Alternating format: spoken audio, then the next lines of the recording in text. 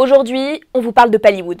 Ces images, elles ont fait le tour des réseaux sociaux. Elles montrent ce qui semble être une personne brûlée vive dans l'incendie survenu le 14 octobre dans la nuit aux abords d'un hôpital de la bande de Gaza, incendie consécutif à une frappe israélienne. Ces images, elles sont choquantes et jusqu'à preuve du contraire, elles sont authentiques. Mais en réaction, plusieurs comptes sur les réseaux sociaux leur opposent un mot, Pallywood. Pallywood, c'est un néologisme formé sur la contraction des mots Palestine et Hollywood. Popularisé dans les années 2000, le terme sous-entend qu'il existe une industrie de la mise en scène où les civils palestiniens simulent leur propre mort ou leurs blessures dans des vidéos, ce que les complotistes appellent des acteurs de crise. On a vu par exemple cet influenceur moquer l'incendie en disant « Bon, maintenant, intéressons-nous à la vidéo en elle-même.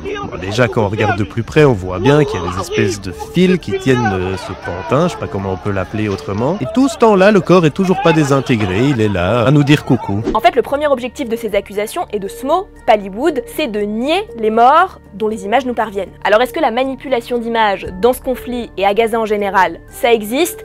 La réponse est oui. Mais ça reste marginal. En l'occurrence, l'une des vidéos de l'incendie a été filmée par un influenceur, Saleh El Jafaraoui, dont la fiabilité est franchement douteuse. Mais est-ce que ça permet de nier la réalité de la scène et de ce qui s'est passé? La réponse est non.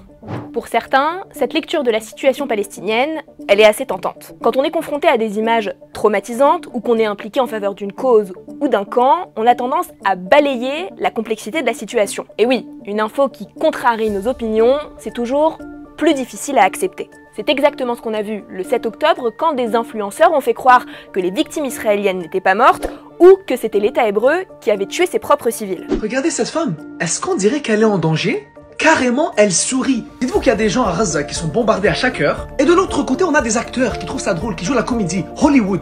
Alors on sait qu'il est très difficile de savoir précisément ce qui se passe à Gaza. Ce dont on est sûr, en revanche, c'est que le bilan humain s'élève déjà à plusieurs dizaines de milliers de morts, selon toutes les estimations admises, Israël compris. Autant dire que la situation actuelle n'est pas vraiment propice aux mises en scène ou aux jeux de rôle, et croire à du faux pour détourner le regard, c'est aussi ça, le complotisme.